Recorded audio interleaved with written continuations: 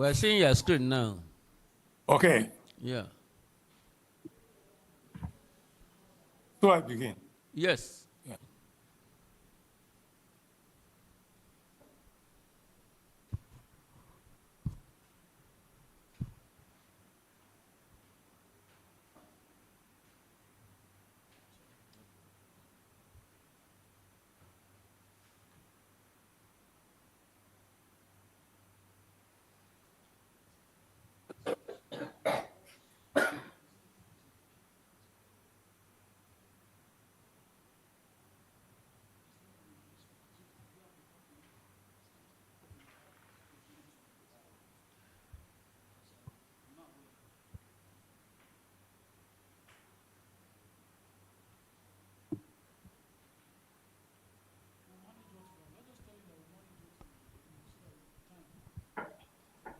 We're seeing your screen. Go on to present. Okay, somebody is talking, so I was waiting. No. Okay. Okay. I begin with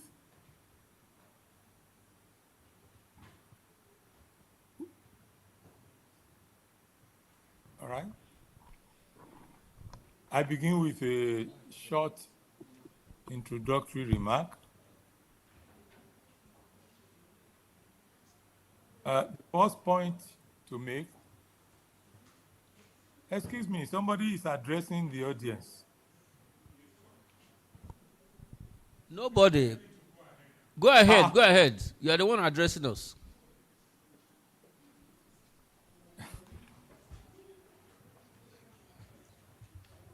Well, the first point to make on this topic is that there's no gainsaying the fact that irrigation culture is a most important topic in the agricultural space as a natural alternative to sourcing water for crop production through rainfall. Even though, please, this person is confusing me. He's speaking very loudly. Can you mute our own end here? Can you mute our own end? There are two mics. Please. Am I ready to go on? Please go ahead, sir. Please go on. Kindly stop the person that is addressing the audience. He's overriding my voice here. I've made an initial point that irrigation is an important issue. Even though the larger population of farmers in Africa engage in the small-scale irrigation services sector, PPP is a more common feature of large irrigation schemes, which consideration justifies the emphasis of this paper on that. By PPP is meant the collaboration between government agencies and private companies in a joint infrastructure provision arrangement and service delivery well. This being a common feature of a successful irrigation project. In this virtual presentation, we hereby acknowledge two pillars of a sustainable irrigation Recording sector in progress. in Africa: public-private partnership and policy governance regime, which their roles complement each other in the overall agricultural economy. My second slide is about PPP as a critical success factor for sustainable food security.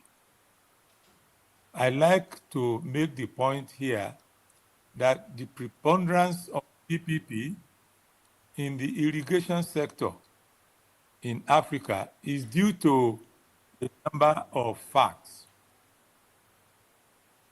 First is lumpy expenditure layout required for a PP for an irrigation scheme. Second is free rider problem that often associates with irrigation scheme. Third is the requirement of regular and periodic maintenance as durable source of capital. Fourth is the requirement for diversified inputs from different ministries and disciplines.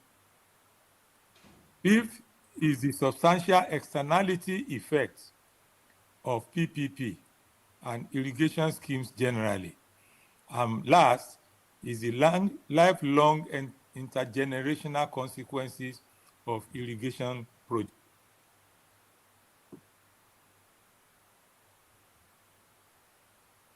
Next topic on the slide is models of PPP.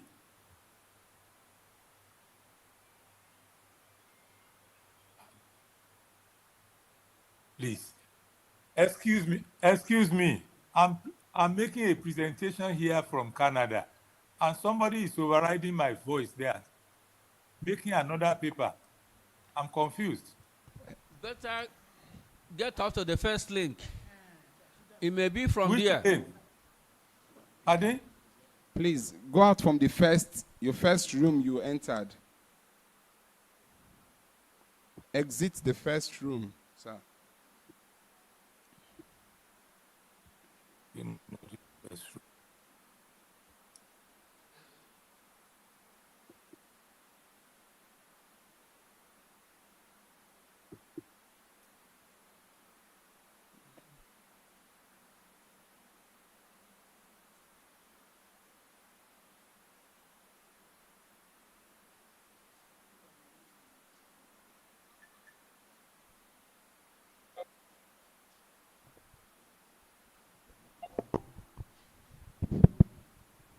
Prof, are you through now? Hello. Any interference again? I am confused. It is another presentation that I'm hearing. No. It's confusing me. In this particular hall, no other presentation. You are the only one presenting. If you exit from the other link, it's only you that's presenting here.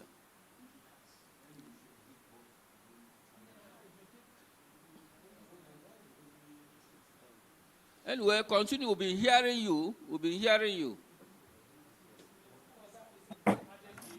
No Well, other presentation here. I like to Summarize. highlight 5 models of PPP.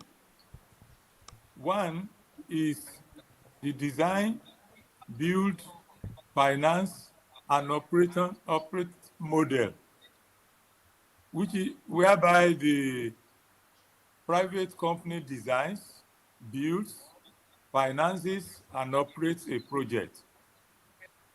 Second is the build, operate, and transfer scheme, whereby a private company builds and operates a project for a fixed period, then transfers to the government. Third is build, own, operate model, whereby a private company builds, owns, and operates a project. And last is the concession agreement, whereby a private company operates and maintains a project for a fixed period, often with a revenue sharing arrangement. Furthermore, we have the joint venture arrangement, whereby a partnership between a government agency and a private company to deliver a project or service exists. Next is public-private partnership contract, whereby a contractual agreement between government agency and a private company to deliver a project also services. Next is availability payment, model, whereby a private company builds and operates a project, and the government pays an availability fee based on performance. And last is the shadow toll model, whereby a private company builds and operates a project, and the government pays a fee based on usage, such as toll of road.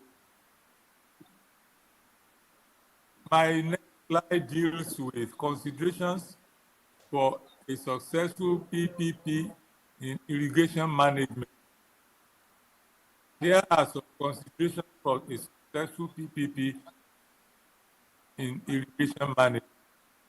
First point to make is the rational project design, which we know as experts what it stands for. Next is the multi-covered, multi-centered management mechanism. Next is balanced cost and risk sharing mechanism. And last is building mutual trust, including trust among stakeholders, which is very critical for a successful project implementation and long-term stability. Then we have the community engagement and participation as a consideration for large irrigation scheme to be successful. This involves active involvement of local communities, and last is technical and institutional capacity building, which involves the building of technical capacity and institutional capacity of local stakeholders, which can help to ensure that they can effectively manage and maintain irrigation infrastructure. All these success factors are particularly important in mountainous areas where irrigation infrastructure development can be challenging due to complex terrain and limited resources.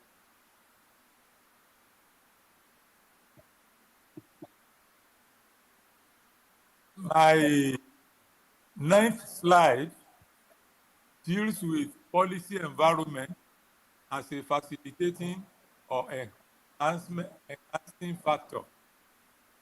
By policy governance regime or policy environment is meant the prevailing official human environment in which the terms of the PPP is to be appropriated, formulated, implemented. We need to emphasize that policy environment for irrigation services is full of several impediments, which policy authorities cannot fix on their own, except they join hands under a PPP arrangement. And the problem with this environment, in terms of the impediment, comprises as follows. One is lack of voice and accountability, political instability and violence, government ineffectiveness, aberrant regulatory system, absence of rule of law, and controlled corruption. These are the impediments that bedevils the policy environment. To deal with this impediment, my next slide talks of policy environment as facilitating factors first.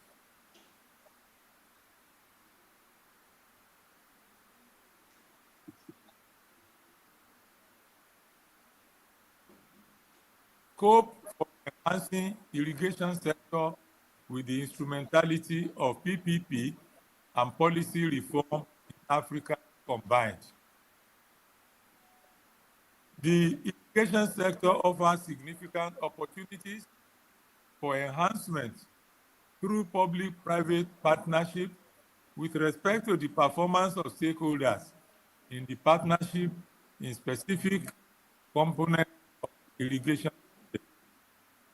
Here are some potential clear policy-induced enhancements of irrigation sector by developing the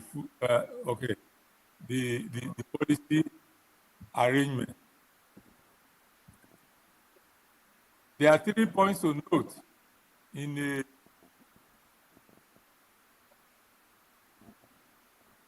a major policy regime in order to put the reform in place.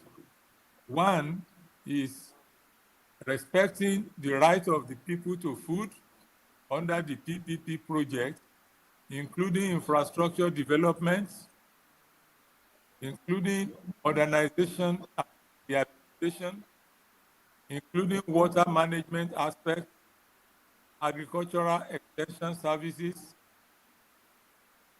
irrigation system operations, maintenance, water pricing, and revenue collection.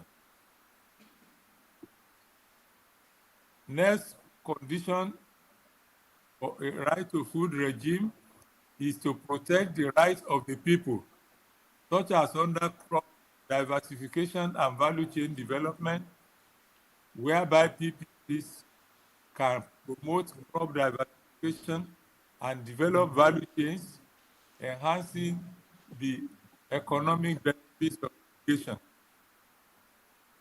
Climate resilient irrigation involves private sector enterprise, where they can help develop climate resilient irrigation schemes, ensuring sustainability in the face of climate change. And last is fulfilling the right of people to food, whereby farmer engagement and capacity building ensues. And PPP here can facilitate farmers' engagement and capacity building to ensure that farmers are equipped to use irrigation systems effectively. And lastly, research and development, whereby private sector participation can drive research and development in irrigation technology, leading to innovation and improvements. I venture under the difficulty that I face here to make conclusions and recommendations from this my presentation. First is that in this presentation, we acknowledge the fact that PPP is the key success factor of the public irrigation projects. And likewise, that appropriate policy reform is the key enhancement factor of the same sector to perform optimally. In Africa, whereby both factors or groups of factors intricately complement each other, others to establish a sustainable irrigation system for Africa. Second conclusion is that, however, while it is commonplace for stakeholders of the sector to secure appropriate form of PPP in the international market for public irrigation projects, it is hardly considered equally necessary to carry out necessary reform of the public policy environment simultaneously, one that is far-reached, comprehensive enough to change the policy governance environment of African countries. My last conclusion, including is that the stakeholders are urgently required to balance their thoughts and actions between considerations of PPP and warranted policy changes in the irrigation sector, towards which end Nigeria has recently passed a Constitution Amendment Act, which is known as the Right to Food Act, number 34 of 2023, thereby paving the way for such a comprehensive policy reform of the landscape to enhance the permanence of the irrigation sector. Nevertheless, about 2 years on, the Nigerian government has not shown any commitment to implement this act, let alone to acknowledge its potency, the act, for enhancing the irrigation sector or for any agricultural sector for that matter. On that note, that I'd like to thank you for listening to me in the past few minutes. Thank you very much. Thank you so much, Prof. Yes, I must express my displeasure about the production environment in which I have presented.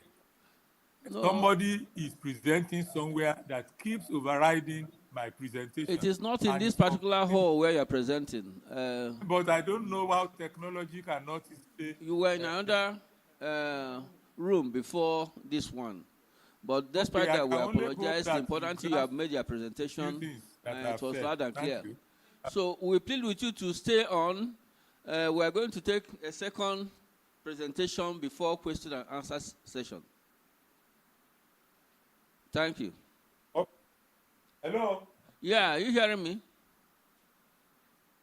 Hello? I said you should stay, hang on until we finish the second presentation, then we'll have question and answer session, Prof. Okay. Maybe I can make up that time if we are able to solve this problem. Is that okay? Let's go ahead. That's the formula we've been using. So we'll make two presentations and we'll ask questions and responses. So we now have Professor John Opara, Challenges of Irrigation Issues and Systems in Africa. Yeah. Is Prof around? Thank you. So where do you want to stay and present? Not this session. Is he still talking? So Mute him for now. For tomorrow morning. No, not tomorrow morning. Okay. No. Prof, where do you want to stay? You want to stay here and present? Okay. As usual. Is there a second one? Use this. Okay. I think the citation.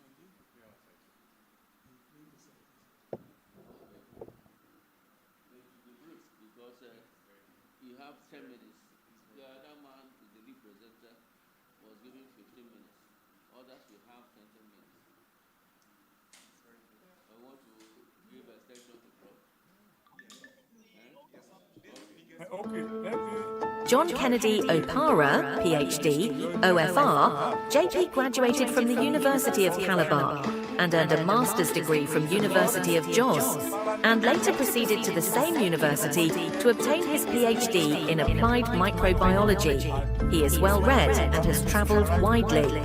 Oxford University, in recognition of his contribution, gave him honorary professor.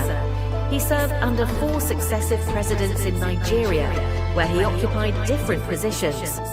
He was appointed as the Special Assistant on Religious Matters and the Pioneer Executive Secretary of Nigerian Christian Pilgrim Commission, Presidency, respectively from 2008 to 2016. Today, he is the Chairman CEO of CSS Group of Companies, majoring in agriculture, construction, food processing and packaging, aviation and renewable energy. He has been recognized widely by different government and organizations.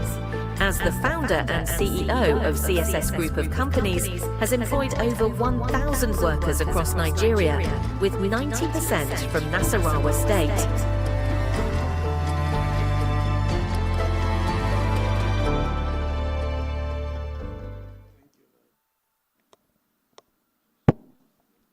Thank you so very much. I'm happy to be with you here, the chairman of this session. I'm not going to bore you with a lot of stories, but I'm happy that we have something like this going on. The greatest challenge of African farmers has been that of irrigation. because less than 6% of the farmers we have in Africa today are doing irrigation. And I was really touched by a story of a man called Simcha Blas. Simcha Blas and his son Yahuwah Yahu were the first people that they started drip irrigation in Israel. The man was sitting down in his garden one day, and he saw that the plants, one of the trees in that garden was doing very well, producing lots of fruits, and then he was excited while the other one was just not doing anything. So he said to his son, can we find out what is going on? So he took his son, they went and began to dig, and they saw that under the tree that was producing very fresh fruits, there was dropping of water from a connected pipe. And he saw the other one dying. He digged and saw there was nothing there. So he began to do the research. And today, he started the company called Netflame in Israel, the biggest drip irrigation company that we have. Today, that man is described as a Polish Israeli. He was born in 1897 and he died in 1985 at the age of 85 or something like that. But something left an impression in me. I was privileged while I was in government. I took the president of Nigeria and many of the state governors to the state of Israel. And the prime minister received me with the president and said to me, the food Israel we eat in 15 years, we already have. Israel is a nation that enjoys only one rainfall in a year. How is that possible? That's where we're going to go, irrigation. And Israel do all year round farming. So I'm going to talk to us briefly on the challenges that we have, but that is something that we must all embrace and find a solution. And I congratulate this organization for this opportunity. Now, agriculture, of course, remains the backbone of many African economies today. And I am an advocate of we need to go back to agriculture, because I was doing a study and I discovered that Nigeria, for instance, is the highest producer of maize in Africa. And we are doing almost 8 to 10 million metric tons. Yet we are consuming 10 million metric tons of maize. We don't have enough. Why? We depend on rain season farming. And that cannot help you. And we're still importing maize. Then you talk of yam. Nigeria is the highest producer of yam in the whole world. 76% of the yam consumed all over the world comes from Nigeria. Yet in the list of nations that export yam, we are not there. And how do we sustain this? So irrigation gives you the leeway, the opportunity to sustain the production and help in food security and management in the nation. And I'm excited that this work is ongoing to help people to unlock the potential of African nation. Now, there are key irrigation practices in Africa we do. For we have the traditional method, which people are used to, floodplain farming, basin irrigation, and surface irrigation. But modern irrigation technology, which of course gives us a greater yield. And then you have drip irrigation, sprinkler, and then pivot or center pivot. For the drip irrigation, it's just like what I described for you, that was developed by Simcha Blas. Just using a pipe and then the water dropping at the point of the growth of the plant. This has been very wonderful because it uses less water and then makes sure that water gets to the root of the plant. Importance of irrigation system in Africa. One, it will enhance agricultural productivity. The Israeli Prime Minister said the food Israel will eat in 15 years, they already have. How? Except they are doing full irrigation, you cannot. And Nigeria is a nation blessed with about 40 million hectares of land. Israel is 2.3 million hectares of land. And yet here we are struggling with food because irrigation is not there. The same thing with the most African countries. So if we embrace irrigation, it will not only enhance agricultural productivity, it will increase our sustainability pattern and program for agricultural products. It will also help us in supporting food security. I always say to people, the greatest challenge we have all over the world is not about insecurity, it's about food security. Once there's no food, people become restive. Then economic development and growth. Most countries earn millions, billions of dollars. I was looking at what Israel earned last year from one particular product they were exporting, dates. They got about $233 million US from that alone. Yes, from that alone. You can imagine. And this is a nation that only harvests water every morning. They don't have regular rainfall, only irrigation all through. So this is very key for us. Now, it also helps in having high value of crops. You can see that when you do dry season farming through irrigation, you see the kind of crops you produce. Even enhanced crop resilience will also be experienced. Innovation and technology adoption will improve whatever we do. In agriculture, I always say to people, except you do what others are not willing to do, you will not get the result you desire. Now, changes in precipitation patterns, increased frequency of extreme weather events. In this part of the world today, nobody can really tell you this is what we're expecting. The climatic changes, the rain may decide to fall today, tomorrow, no. And then what do? Except if you are ready to embark on this robust irrigation process to harvest and store water, reduce water supply, increase water demand, system reliability, challenges of irrigation system in Africa. Now, the first challenge is infrastructural damage. In fact, like in CSS, we run what I call renewable energy powering our irrigation process. Now, you can imagine a farmer who has no access to a generator, who has no access to power. How is he able to power the irrigation thing? Even though now we have some manual irrigation equipment, but they are limited. We started with 1 hectare of land. Today we are doing 1,750 hectares of land. And you cannot irrigate it with just the manual type. So infrastructure has been a challenge. Adaptation to existing infrastructure. Sometimes we try to see what we can improve on, but it doesn't give us the best result. Investment and maintenance costs. The cost of importing those irrigation equipment is quite high, except they're going to leverage on loans and facilities from government, which is not easy to come by. So it's a big challenge, and the poor farmers are not able to access this. So this is one thing I think this organization should try to see. Do we go into partnership with organizations that can produce and give to people on a long-term basis to pay, which is another thing entirely. Adaptive strategies and solutions. Now, adoption of efficient irrigation technologies, which we try to let people know. If you cannot get the sophisticated one, you can use the manual one. 2, water harvesting and storage.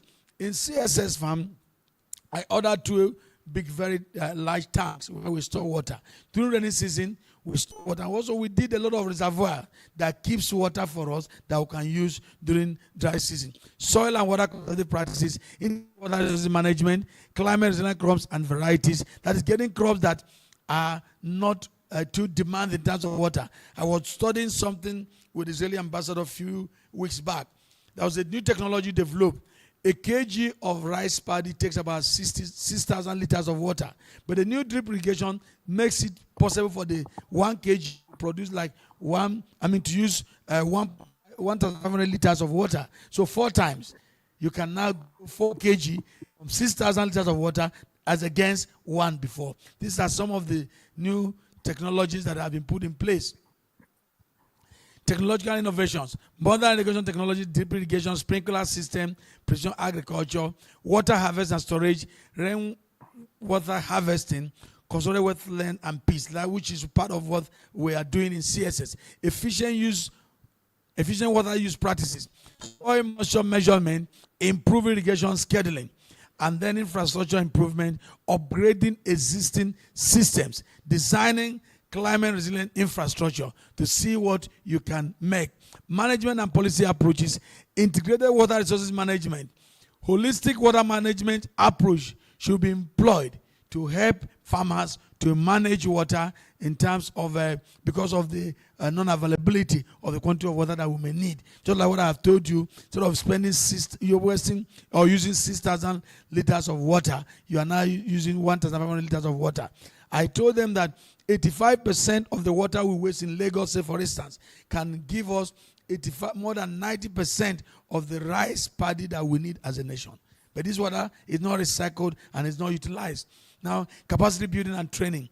Farmers education. There's need for us to continuously educate the farmers, let them know what they need to employ. Technical expertise, policy and governance. Support these policies of government, regulation and enforcement, and funding and investment. I believe that our governments in Africa should invest more in agriculture in helping people to grow. climate adaptation and strategies, climate resilient crops, identifying those premium seeds that take less of water, then monitoring and forecasting, that helps you. Now, CSS Farm as a case study of innovation practices. Now, this is where I say to people, in CSS, innovation means agriculture. Drip irrigation system for water saving and efficiency, targeted watering based on plant and soil needs. In my farm in CSS, things like maize, you get them every month in the farm, because we do robust planting, and then we're able to make sure can see drip lines go straight. Carrots, vegetables are grown regularly. We boost our crop yield and reduce water waste. I can tell you, in our fish farm, the water from the fish farm is channeled irrigation the soil to serve as manure and also serve as source of water for the plant. CSS uses solar powered irrigation system. All our system is powered by solar, so that way we spend money on fuel and diesel. This is one way to go. This cut the cost of fuel and dependent on grid electricity. Environmentally friendly and scalable. CSS builds large reservoirs for water storage. Every of our farm section we have a reservoir. We will build that takes all the water during the rainy season, and this water is deployed during the dry season. Implements rainwater harvesting to supplement supply, reduce reliance on unpredictable rainfall. We don't depend on rainfall. If there's a challenge, we're able to deploy or open our reservoir to give the plants water.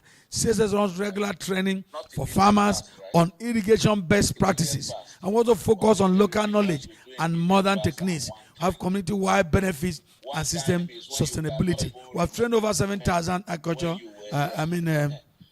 farmers, and that has really given strength to what we are preaching. Livestock waste improves soil fertility. What do?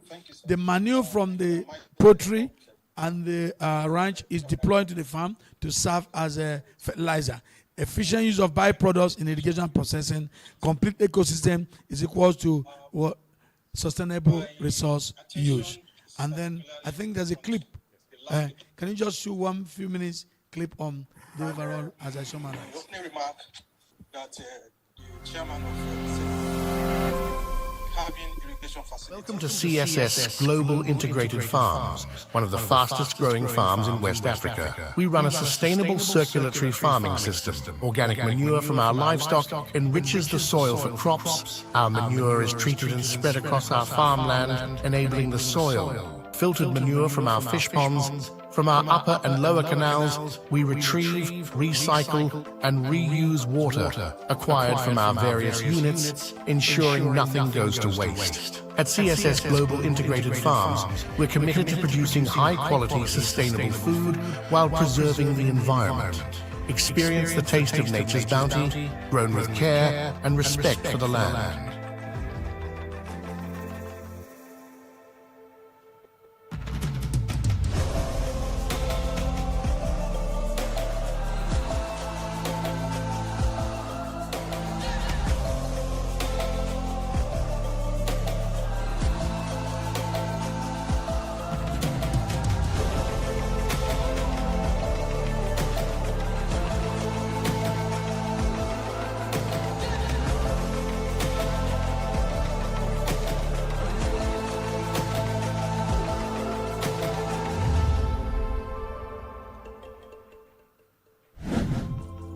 With over 100,000 birds, our operation is a marvel of efficiency and sustainability. We're committed to providing our birds with the highest quality care, ensuring that they grow healthy and produce high-quality eggs and meat.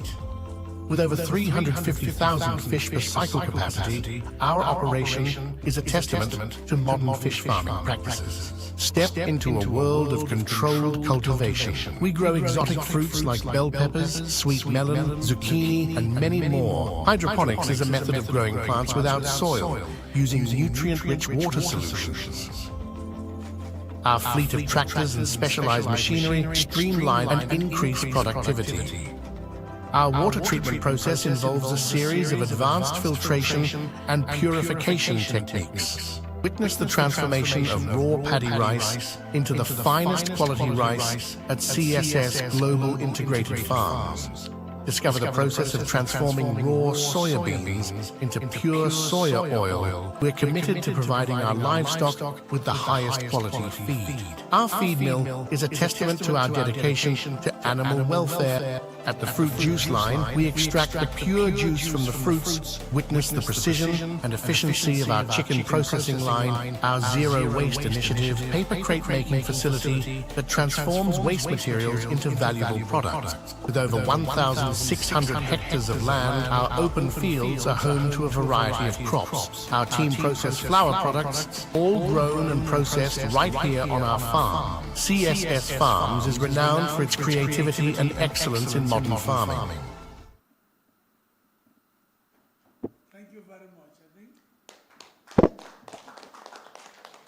in conclusion, can you go back to the conclusion? Like the last, you can exit this. Okay. In conclusion, okay, sorry. Yeah, sorry.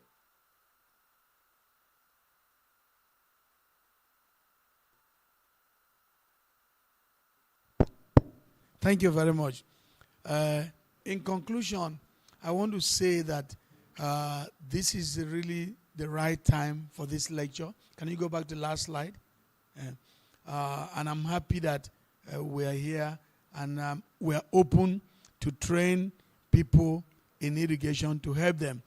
Africa's irrigation system, a blend of traditional and modern technologies, have the potential to boost agricultural productivity, food security, and economic development. I can tell you, Nigeria as a nation, for instance, we consume 4.5 million metric tons of fish, and we're producing less than 1.5 million metric tons of fish. And the water from this fish could serve as manure for the soil, and then water we need for irrigation.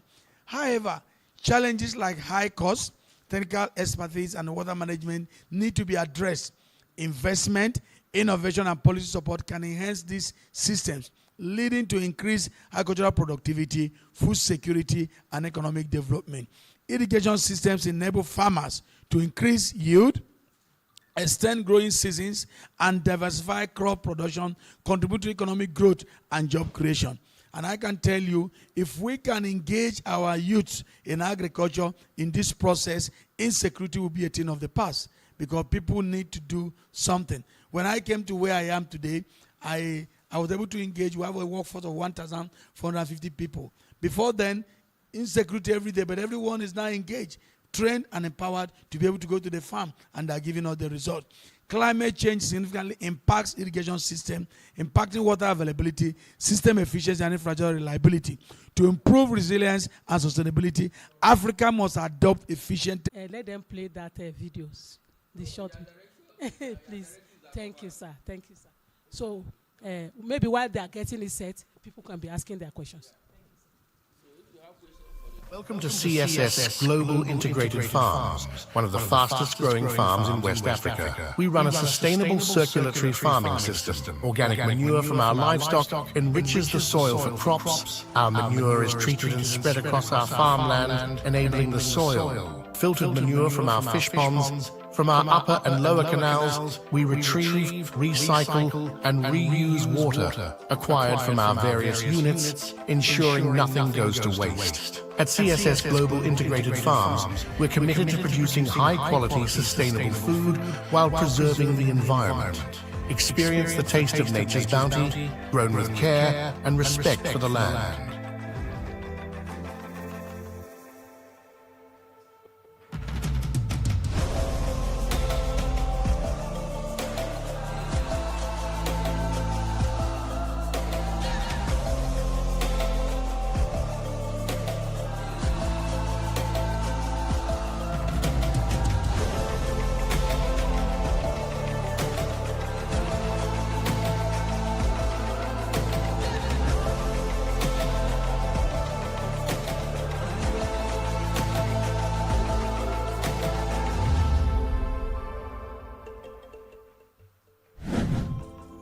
With over 100,000 birds, our operation is a marvel of efficiency and sustainability. We're committed to providing our birds with the highest quality care, ensuring that they grow healthy and produce high-quality eggs and meat.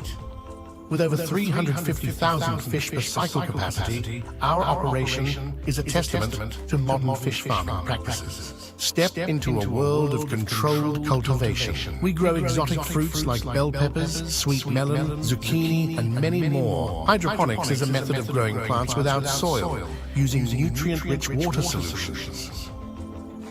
Our fleet of tractors and specialized machinery streamline and increase productivity.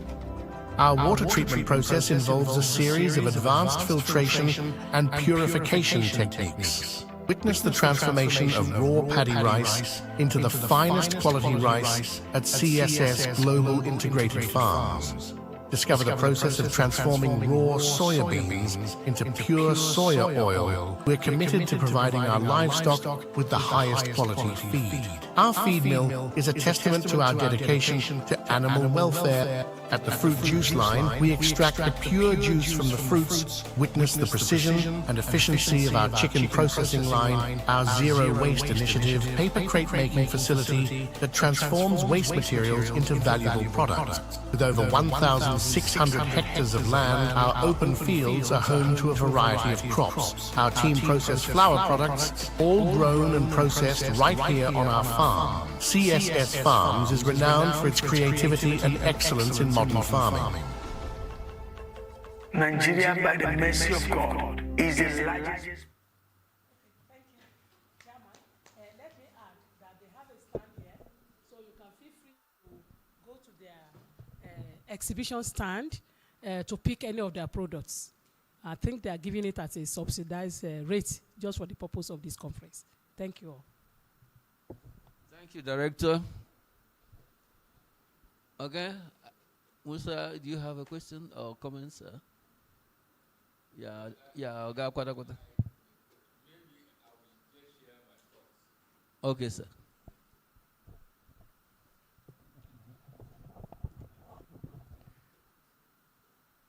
I'm happy, although I weren't here in time, but my experience is a lot of the time when we talk about PPP, mostly our political office holders think it's a way of getting rid of anything they don't want to do to the private sector. But private sector are not dumping grounds. You have to create an enabling environment for a private person to go and invest his money. You can't have a situation where a person comes into irrigation and you cannot guarantee him water right, and he can't have a proper land tenure on that land and expect him to invest. I always give the example of the Islam recognizes that you invest much more when you are doing irrigation, and therefore the arms that is supposed to come out of the farm is half of the one on the rainfield. Because here you have to toil to get the water even to the roots. And so there is a process. What I want is, when we are selling any of these things, PPP, I hear people say PPP has not worked in Nigeria, but I keep telling them it's because we have not created the enabling environment to make it work. If you create the enabling environment, any private person goes there because he wants profit. So make sure that he can be it's profitable. So if we can make irrigation more profitable, people will be driving. We have too many young people who are jobless. If we make it attractive, and unfortunately, we have a situation today where we have a thinning rural area, where almost all the farmers are old.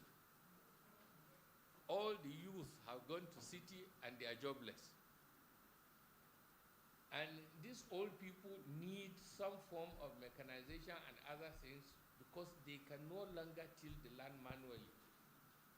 The young ones that will have done it are in the city.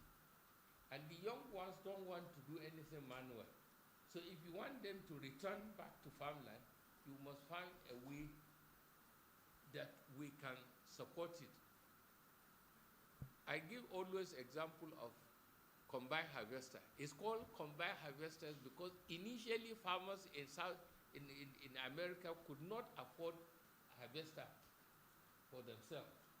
So government had to come with a harvester that combines the farmlands of farmers. And so there are many ways we can make the work more attractive. And then sadly, government needs to do what it needs to do. Guarantee price and take away the drudgery of sales. I can't be producing and also be marketing and also selling, and so it becomes too cumbersome. Let a farmer concentrate on his farmland.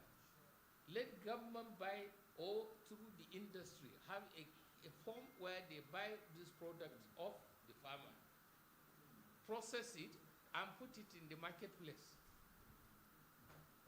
That is the kind of situation where I think private sector can now come in. Come buy this product off us, process it, and sell. You now make your own profit. The farmer now gets his guaranteed price without, and he knows come rain, come shine, he will get that money.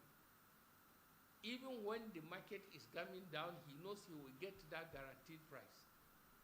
That's what will make, and then if you have many people lining up to get involved, then you have a workable PP. Thank you. Sorry if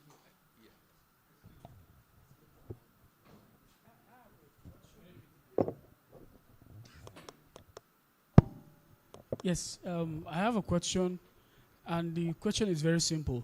Now, I understand that CSS is a large-scale farm, and we also have small-scale farmers in Nigeria. Now, their challenges are not the same. So I would love to hear, what are your challenges as a small-scale farmers? What are the things you are grappling with? Probably, it could be now, communicate to the government that these are some of the things that you are facing, and they can help out. Thank you. So okay, you know the questions. After you give the question. Okay. Thank you very much. I think my comment also is the second presenter. Yeah. It's similar to what you said somehow. I think when you are making this type of, it's very interesting what you have. Is the farm located in Nigeria or in Israel? Okay, Nasara, okay, because it's looking like a foreign farm. Okay, whatever the case, I think all these recommendations are good. But actually, from my little experience, I think we have to work together, because the issue of irrigation is not only water resources, it's not only the federal government.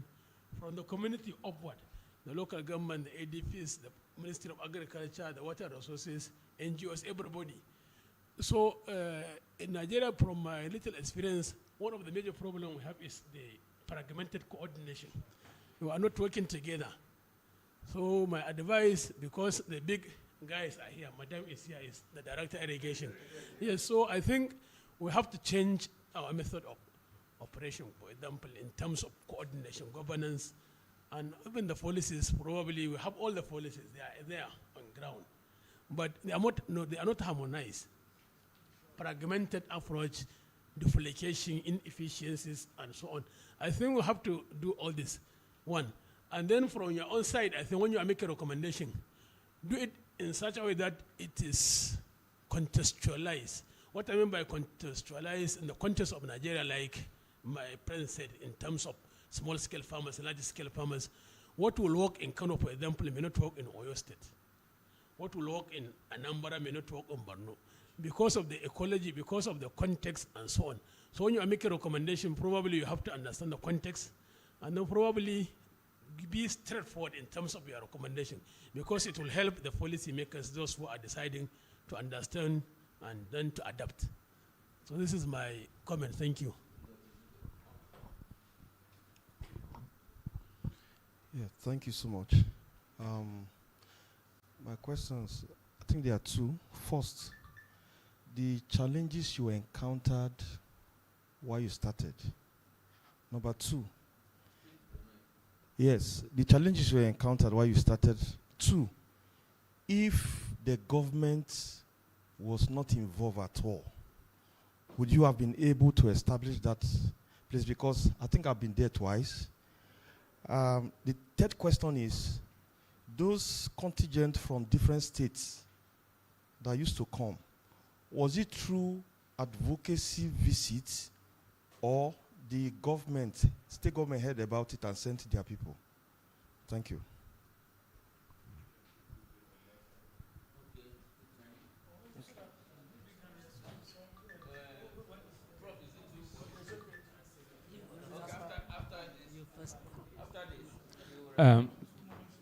Thank you very much. Apparently, if we allow, everybody would like to speak because it's highly topical. I would like to start by commending Professor Okpara for being a very good example of entrepreneurship. However, we have looked at it simplistically. There are two broad perspectives. The first is the internal challenges, and secondly, the external challenges. The internal challenges is we need to look at the value chain, from clearing the farm up to having the product, and where you have agro-allied industries production of the product, manufactured products. However, as Alaji was saying, the farmer needs some guarantee, needs some soft landing. And the only way is to give him the guarantee that if he produces, he would have ready market. Similar to what happened during the days of Northern Region, where there are marketing boards, you have guarantee. And here, now, in the context of today's Nigeria, we'll try to advocate a tripartite collaboration between the farmers, between the regulator, the government, and between the academia. Because you want to produce, as the Western country produce this and bring it to the market, they are back in their R&D, trying to produce a more efficient equipment. So there is need for this, for better value addition. The other one that we don't seem to be talking, the other way aware, is their external challenges. They don't want us to be sufficient in food production because that's the only way you will be controlled. So this is the challenge before leadership. How could we, in the interest of the country, in the interest of our people, make sure we formulate the right policies and see them through? You can spend the whole day discussing this, but in a nutshell, these are the two challenges we need for. Once again, thank you very much, Professor Okpara. It was congratulations for what you are doing. I hope we have more Okparas around. So most ESS around. I knew you as ES of that thing. So for you to venture into what you are doing, this is a really integrated farm. There is no two ways about it. And for you to employ over 1,000 people, it means that you are removing potential miscreants from the system. Okay, thank you very much. Chairman, he didn't tell me to do anything. So if you permit me, I will share information briefly on what they also do. You don't need to give me a mic if you want to go for it. I'll give you. So what I want to share, he didn't send me, but I'm sending myself. I know it's a benefit to us. They maybe he has mentioned it earlier, but just to re-emphasize it, that they also have a capacity building of various categories of people. And in my office, I've been able to take people there on a technical field trip to the farms, to the various sections of the farm, whereby apart from the production, they also do processing, and they have market outlets. You know that some people also key into their marketing. In fact, one of my women, I'm a leader of a group of women. One of them that stays in Kaduna, he had the opportunity of also have collecting their products and started marketing it in Kaduna there. And then the organizations, even from various states, they bring a group of farmers, a group of officers, let me put it that way. So for those of us that are from various organizations, we should not wait until our officers retire before we build their capacity to be able to do some level of farming. You know, the only thing in Nigeria, I don't know of other countries, that government allow a civil servant to do is farming. So when we are able to train our farmers, they have groups of 100. They have, I think the minimum is 100. And they give them, they have some, they will pay some money, but they give them iPad that contains all the study materials, and they now expose them to the various practical training, so that you can now build yourself up also. Even all these youths that are having issues with jobs, is a good location for them to go and learn. They have this hostel facility of different categories. High class, even if you want to go for holidays, you are free. Whether you are from Nigeria or outside Nigeria, you can go there, you can do your holidays with your students, with your from the school, or from the government offices, or even from your community. You can go there, train people, impart group of people. Even in your community, you can pass some youths, let them go there, learn, and then build themselves up without waiting for government job. In fact, I have one of the youths here that is in this conference. If you call him to come and take government job, he will not collect that paper. By the time he told me the summary of who he is now, I couldn't believe it. He's a big man, and it's simple. So I told him, I also want to go into this agricultural venture. I want to be rich. I don't want to remain. And so, in a nutshell, please, let's take advantage of the opportunities we have. Let's build up our youth. Let's impart on them.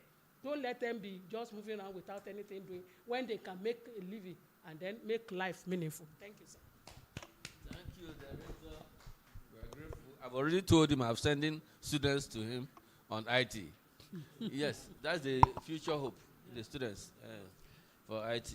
So please, am I recognized? Okay. Thank you. Please, I have just very simple questions. Your farm, which is 1,600 hectares, is it in one place or is fragmented? And is it fenced round or is open? I think concerning the resort, Madam has, I think every individual can come and visit your resort, I guess. Okay. Then, apart from employing the youth, what is your corporate social responsibility to the community there? Then finally, ginger, I love ginger so much. For the past 2 years has disappeared from the market, so expensive. Is it coming up in the market? Okay, thank you. Thank you so very much. I was just sharing with the chairman of the session. Yesterday, I was privileged to host the governor of Anambra State. He came with his son and his escort to visit the farm. I want to say that I would like to use the opportunity to invite all of you to my farm. If you want to sleep, it's a resort. We can accommodate almost 700. Okay. Now, what are the challenges? Honestly speaking, if I tell you I didn't have challenges, I'll be lying to you, I'll be lying to myself. I started this farm with 1 hectare of land. 1 hectare of land. Today, I have 1,750 hectares of land. Now, the major challenge there was infrastructure. To start with, how do you enter the bush? I had to create a road myself. I had to put solar by myself to make sure that you can access the place. I started with 1 hectare of land. Today, we have 1,750 hectares. The governor of the state came to me and said, the courage you have, I don't have it as a governor to do what you have done. And I am encouraged. He brought people, after training them, one of them stood, or a few of them stood and said, sir, we're your cousins. We thought that you're going to employ us, but we don't want your employment. We have been trained by this man who want to start our own farm, and we're going to do very well. We want to employ other people Just like the governor of Anambra Son said yesterday. He says, sir, you have inspired me by what you have done here, and I'm going to become an employer of labor rather than looking for paid employment. So infrastructure was the major challenge. 2, insecurity. And then what did I do? I started by doing the road, getting things done. Insecurity was another major challenge. What did I do? All the youth of the village where I set up the farm, I employed them as my security, trained some of them to become my farmers. They work with me in the farm. Some do all kinds of things to be able to help themselves. So with that measure, they are securing what you're doing, and because they earn their money from it. So they know that they have to defend the farm. I don't have to lose sleep over the farm. So insecurity, I was able to tackle it by engaging them. And today we have peace. Then high cost of the equipment. Most of the irrigation materials here, they are expensive. Like I'm happy what Prof was saying. I have one of the biggest combined harvesters, D68. It costs almost 200,000 pounds to buy. So this equipment can harvest 20 hectares in a day. So the cost of this equipment are also there. How do you expect a peasant farmer to start? And I'll come back to funding. Now, access to storage facilities. My take is this. After my encounter with the Israeli Prime Minister, I said, I'm not going to come back to this country after taking people on a pilgrimage without picking something from them. Every state in Nigeria, I want to make sure they are empowered to have a food reserve center. If you go to Kaduna, Kaduna should have a grain reserve center, only maize. Encourage and empower the people, train them to produce only maize. You go to Benue, get them to do yam. Go to Enugu, get them to do cassava. Just like that, different states. And I've been training for some state governors who have seen what I'm doing. And I cited, I trained for my friend, the governor of Bauchi. I trained about 2,000 people for him. And he said to me, my greatest joy was the day these boys came and said, we are paying for our parents to go with us to Umrah or Hajj. And then from our pockets, he said, today these young boys are millionaires. I trained over 5,000 youth from Southwest for governor of Oyo State. And today he said, I look at myself and as if I leave government today, I'm going to be a great man because I have 5,000 young millionaires. The same thing I did for Abia and so many states. Why? Because if you empower these people, like Madam said, anyone that comes to our center, when you are graduating, we are giving you a tablet. I studied in Columbia University and then Harvard. Columbia University gave me a tablet. And when I asked my vice chancellor, I said, what is this tablet meant for? Everything we taught you is embedded here. When you forget something on the road, open it. You get direction. So anyone I train and teach in the farm, this is what I do. And I make sure that when you go, while you're working in the field, you can connect back with my team and then they answer some questions for you. Now, I'm happy with what my brother said. The farm looks like a foreign farm. I always say to Nigerians, look, Nigeria remains the best nation in the world if men and women are ready to deploy what God has given to us. Why do I say this? Do you know that today Nigeria is the highest producer of cassava in the world? We are number one. What are we doing with the cassava? Now look at company. Do you know America is exporting cassava? But they are not up to us. Look at a state, for example, Niger State. Niger State is a state of 7.6 million hectares of land. Israel is 2.3 million hectares of land, and Niger is 3.5 times bigger than the state of Israel. Yet, Israel earns billions of dollars from agro products. That's why I decided that everything we produce in the farm, I tell you something, I plant soya bean on the soil. I harvest it, I produce soya cake. This soya cake I use in making feed for my fish. I produce soya meal, I use it in making feed for the poultry beds. I produce soya oil, which we use in cooking food. I produce sludge, I use it in making soap to wash the place where we stay. One product. So, and we are ISO certified. Every product we produce there can be exported out of the country. We can make money for this nation. But then the challenge is that who is willing to partner with you or encourage you? Small scale farmers, where would they get the funds? I was privileged because of my position, having served 4 presidents in this country. I said, look, as I was leaving government, what else can I do? and God took me into farming. I was able to access loan. But most of the small farmers cannot access this loan. And the interest rate is so high. How do you pay? And so this is what squeezes them. So when a small farmer, and then we are also doing something which I'm saying here, which policymakers should take note of. There is no need opening the borders to be doing importation. Why? The moment you keep importing more things into your country, your currency will go down. That is why today Nigeria is having $1 to 160 something naira, which is not right. If we block all this, let everything we produce here in CSS farm, everything we produce, we eat. We don't buy food from elsewhere. We produce almost 4,000 crates of egg every day. We have our ranch. We have the cattle. Everything we do. Water we drink, we produce there. Juice we drink, everything we produce in that farm. So instead of us opening the borders to export, farmers are struggling. The rice you're bringing in is affecting their own production. You are forcing them to sell below cost. That cannot help any system. And that is what is happening. 2, we need government support. I'm happy what Prof said. Look, we must make sure government own the market. I said my idea is every state will have food reserve center. Whatever farmers are producing, buy it off them, put in the center, use it and sell to other people. So the farmer don't need to struggle. We struggle to sell the items. We struggle to market the items. Instead of you having time to plan, you are marketing and selling up and that. It cannot help us. The challenges we face are real. If government gets too involved, and I do not believe in synthetic solution, where you give people, I'm going to do this and that, you do few people, and the problem is still there. I want us to be closer to the people. These small people, I stay, he said our farm looks like foreign. Yes. If you come to Nasarawa where I stay, I tell people I'm not from the north. But for me, I'm a Nigerian. I don't care where you're from. 95% of my workers are from the north. I'm from other. I only have 2 people from my village who are working with me. Why? Because the day I finish my assignment on earth, I don't know where I'll be buried. That is left for people who are alive. So for me, life goes on.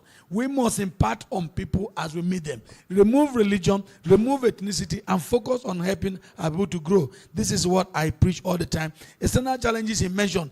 Of course, the challenges are their value addition. Anyone I train, I must make sure we add value to the products. So that, like my sister asked for ginger, when you see the ginger we produce, they sell it in US, sell it everywhere.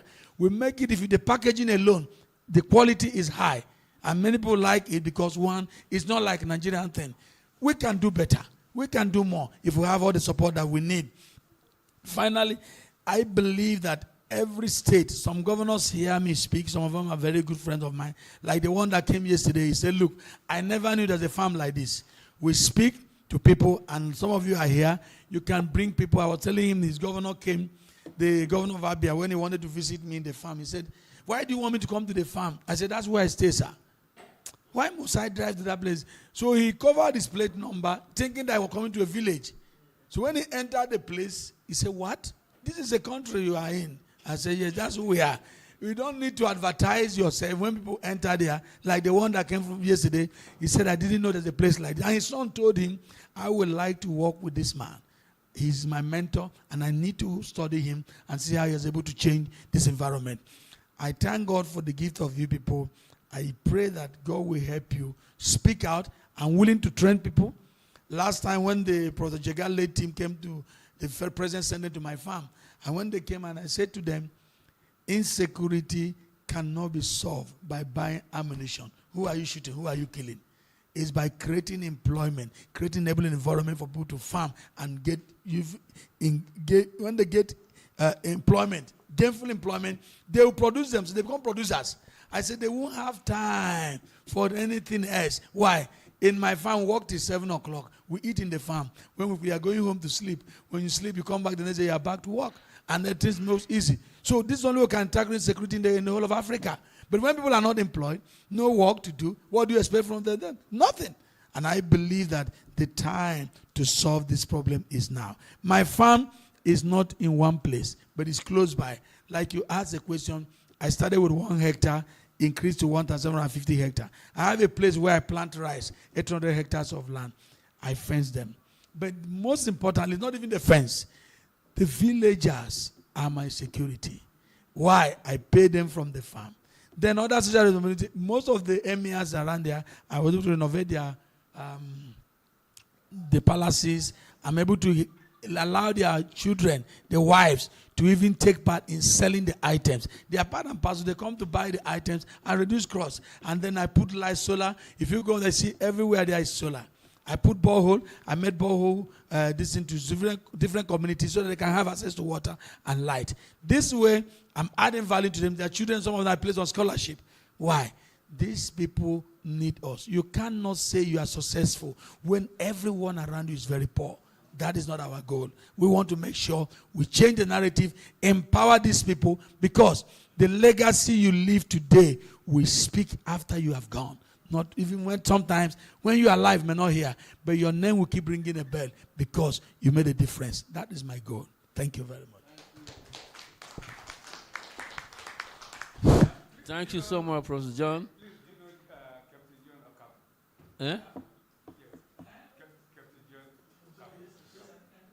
If we leave Professor John Opara to continue, we will be here until the cows come home.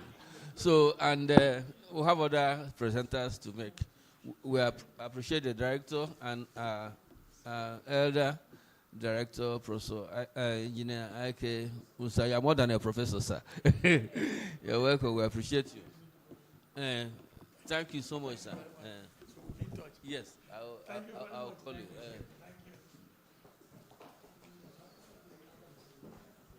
So we'll have 2 more presentations.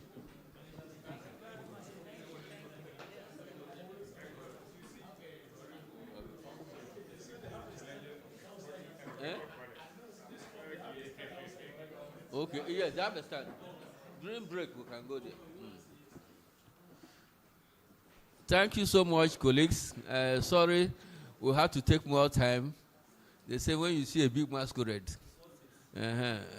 led by the director herself and our Kwadakuta engineer, Ike Musa, Musa, so you can't do but allow them time. So we'll have 2 more presentations. They'll be in French, but I learned the presentation will be in English, but they will speak in French. So we'll take it. They are brothers. The Sogoba, they have 2 presentations. While that is going on, before the end, we'll see whether we can link up with Professor Ayola in Canada if people have questions for him. All right. So, Brahima, are you ready? Yes. Okay. Can we transfer that microphone to him? There's a microphone there.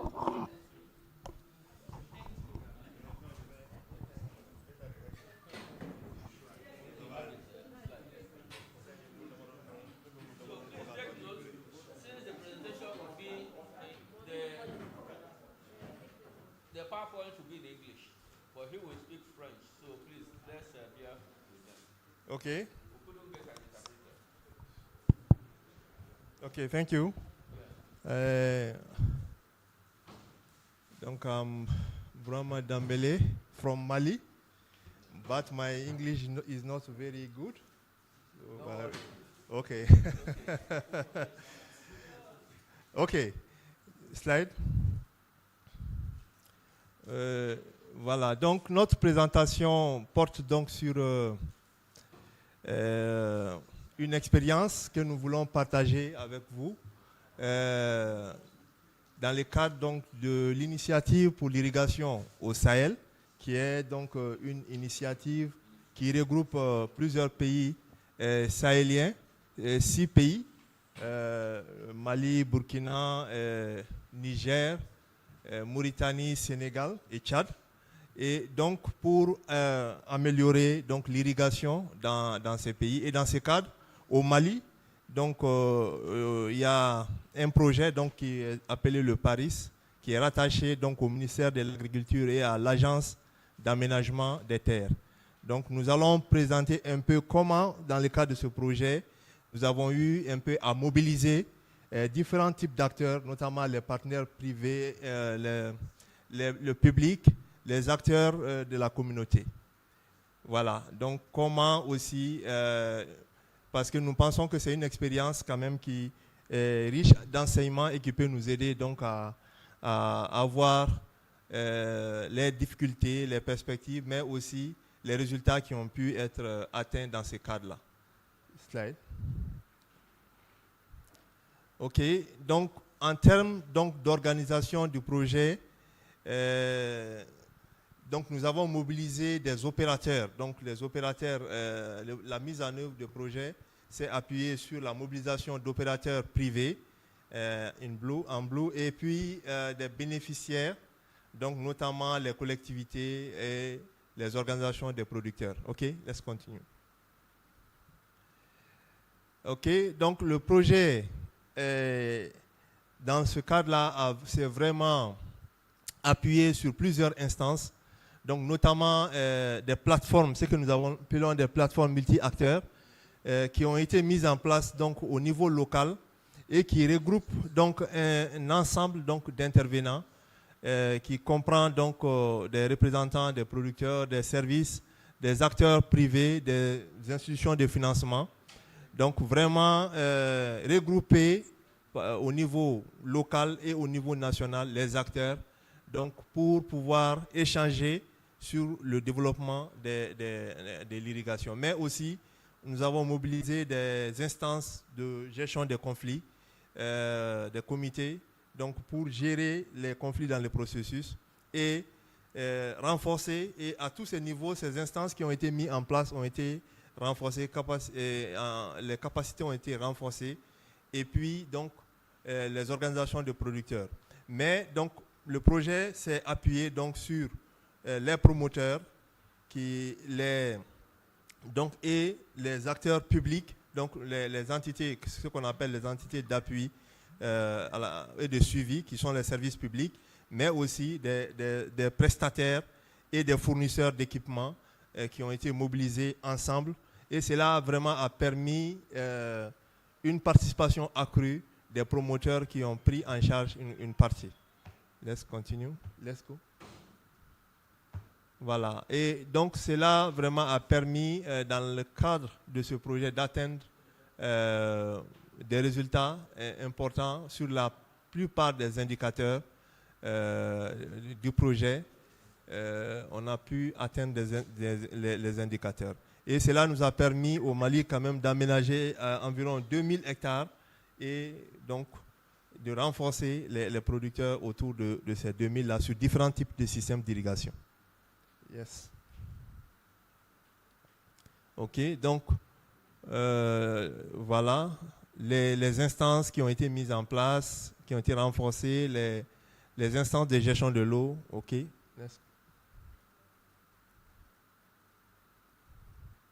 Voilà, donc les résultats en termes de superficie aussi, et donc d'instances de gestion des ressources en eau, renforcées de producteurs aussi, former des services d'accès aux promoteurs et d'intensification.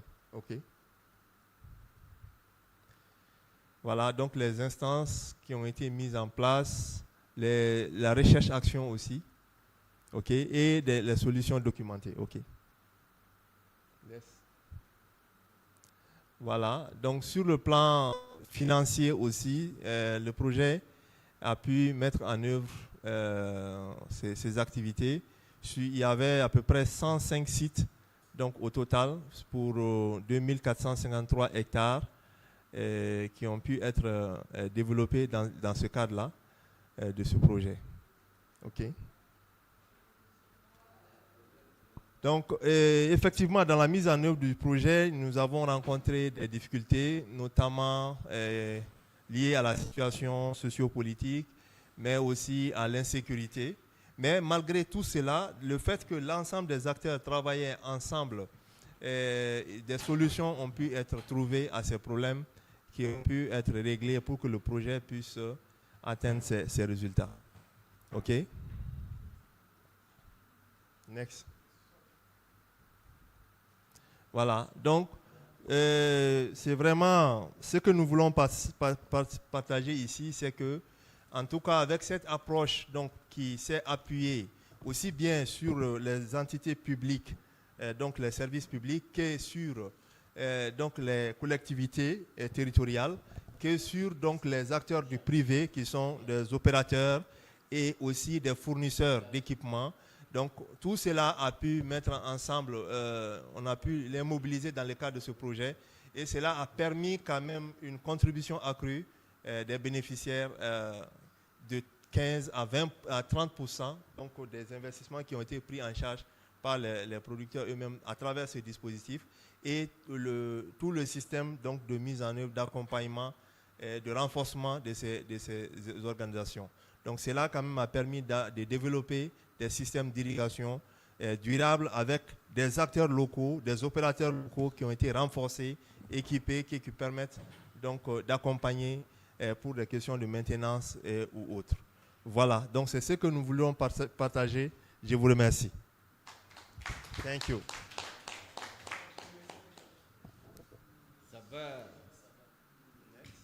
So, they have a second presentation. So, is it Bremer or Dembele? Eh? Okay, Sogoba. We'll also do the presentation. So, continue. After that, we'll ask questions. Ok, thank you. Merci. Moi aussi, je m'exprime en français, en French. Juste, c'est pour partager avec vous une approche. Ok. Voilà, une approche que nous avons testée au Mali, qui est en train de donner du résultat sur l'irrigation, donc de précision. Voilà. Voilà, donc nous avons le cas, c'est le cas du Mali et surtout les petits périmètres maraîchers. Donc, je dis que donc c'est pour prendre en compte la multidimensionnalité. Donc, les petits périmètres, pour les mettre en place, on a besoin vraiment, ce n'est pas l'aspect technique seulement qui importe, mais il faut l'implication de l'ensemble des acteurs, l'État, les bénéficiaires et les structures financières, donc pour pouvoir vraiment mettre en place un bon périmètre maraîcher. Et dire aussi que le périmètre maraîcher au Mali, c'est de plus en plus vraiment l'investissement idéal qui peut atteindre les jeunes et les femmes.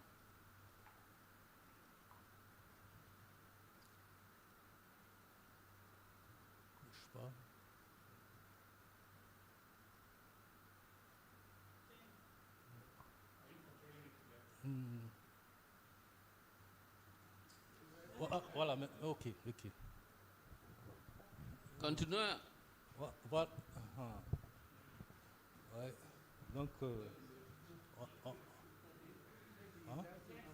ok, donc voilà, ici c'est bon. Donc, on a dépassé, on peut revenir un peu.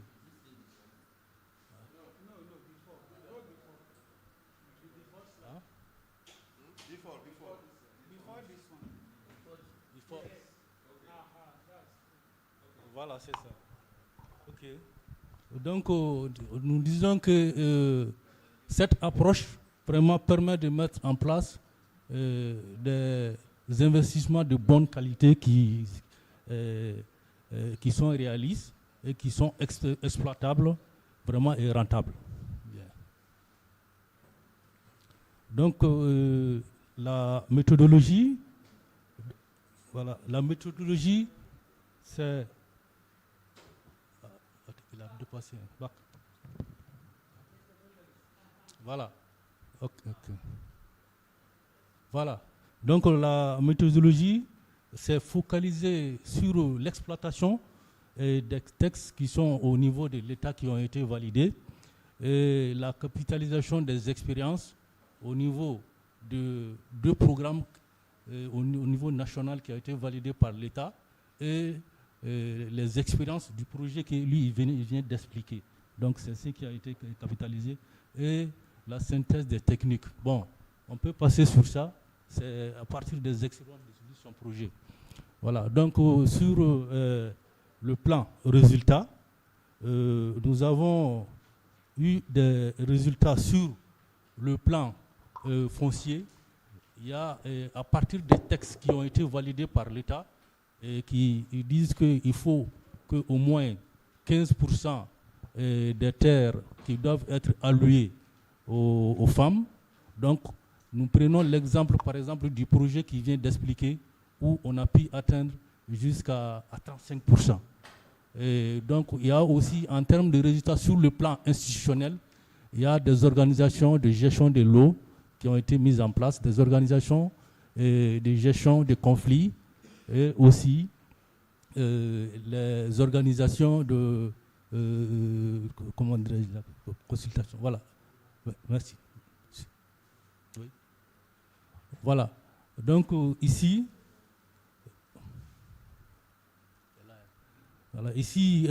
c'est pour vraiment donner l'exemple du processus qui a été vraiment mis en place pour sélectionner des projets. Vous voyez la chaîne qui est là. Ici, ça c'est l'identification des sous-projets, des sous-projets communautaires. Et de l'autre côté, ça c'est l'identification des sous-projets, mais en rapport avec des sous-projets individuels qui sont financiers pour des privés. Voilà, donc vous voyez, les informations sont collectées et sont partagées avec les communautés et ainsi de suite. Voilà la chaîne. On peut continuer. Voilà, donc on ne va pas tarder ici. Ça c'est le processus vraiment qu'il faut pour mettre en place vraiment un investissement de périmètre maraîcher viable et durable. Donc on est vraiment déjà testé, et si on met en place, on fait des études de qualité, des aménagements de qualité et une bonne attribution des parcelles, des transferts aux communautés, donc, et puis la gestion de l'entretien, donc ça permet de garantir vraiment un investissement viable et puis durable. Oui. Oui, ça c'est les résultats en termes de financement. Donc le financement vraiment pour le cas qu'on vous vraiment partage. Donc il y a le financement d'abord des travaux, il y a le financement de la mise en valeur. Donc les travaux, c'est y compris les études, les travaux de réalisation et les études. Et il y a le financement aussi de l'entretien. Donc vous pouvez voir à travers ce financement pour les types 2, ça ne peut pas s'allumer. Donc pour les cas, les superficies qui sont inférieures, qui sont de 0,25 à 0,50, donc le projet apporte 15%, 85%. Ok, oui, voilà, c'est ça. Donc voilà, ça c'est la répartition. Bon, on peut continuer. Oui. Voilà, donc ça c'est les résultats que nous avons sur le plan financier toujours. Donc les résultats qui sont là, vraiment qui ont permis, en termes des revenus, on a pu constater jusqu'à 350%. On peut continuer. Voilà, donc ça c'est la partie discussion. Donc c'est pour vous dire que les leçons tirées, vraiment, il y a la clarification au niveau des institutions, les dispositifs de mise en œuvre, il y a le mécanisme de financement adéquat, donc qui a été vraiment un atout, la mise en place de partenariats multiples acteurs, l'établissement de processus. On peut continuer.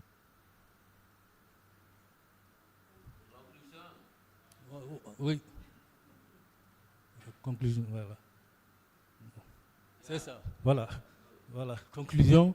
Donc c'est pour vous dire que pour vraiment mettre en place un investissement vraiment durable, donc il faut prendre en compte les dimensions institutionnelles, organisationnelles, dimensions techniques, dimensions financières, la gestion des connaissances et le développement des capacités. Voilà. Okay. Thank you. Merci. Voilà. C'est ça. Voilà. Merci beaucoup. Thank you so much. This is a wonderful presentation, though in French, but the papers are rich. You know, the papers are rich. If you read them, since they're available, we can peruse them and we'll understand. So we appreciate brothers from Mali for the very good work they have done and the presentation. So I want to announce that lunch is by 1:30. I will reconvene here by 2:30. So the rapporteur will make a summary of what we have done.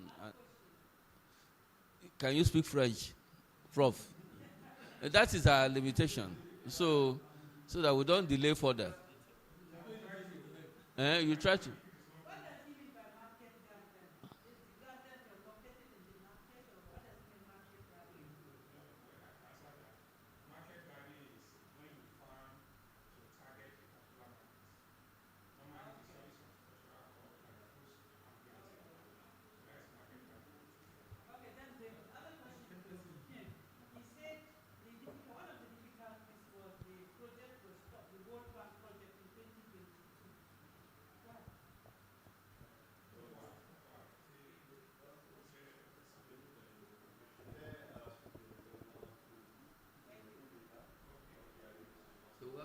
Dr. Mure for this interpretation.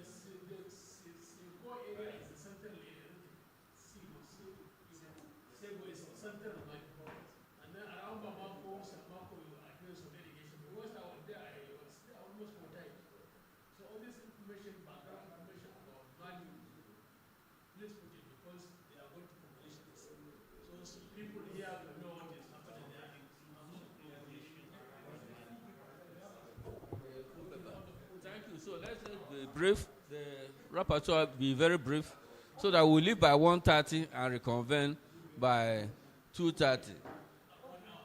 Yes, 1 hour lunch break. The information people, media people won't be around. So when you are going, go with your bag, please. Okay, is the just about these two? Is it about these two? Make a general summary, just 5 minutes. Okay. I don't have that of Professor Ayola, but eventually I will get it.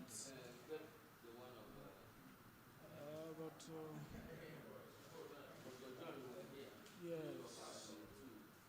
Okay, generally for Professor John Jafara.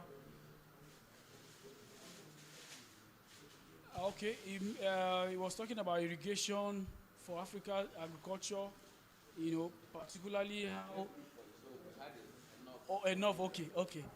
How less than 6% is currently Nigeria is arable land is being irrigated.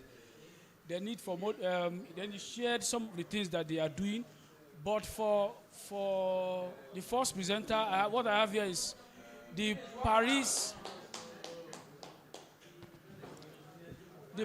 project in Mali demonstrated the success of public-private community partnership.